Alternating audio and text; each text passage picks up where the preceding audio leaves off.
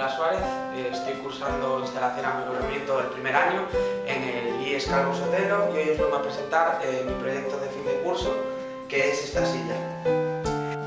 Como podéis observar, el proyecto básicamente está constituido por un respaldo y un asiento realizado en madera de haya maciza y con listones colados por los cantos, tanto el respaldo como el asiento en sí. Por la parte de atrás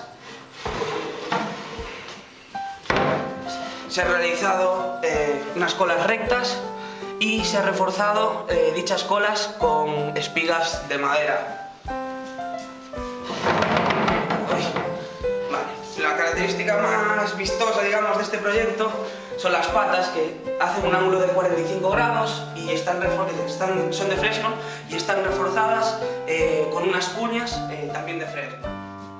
Las patas al asiento están puestas unas espigas de 12 con una profundidad más o menos de unos 7 centímetros en el asiento.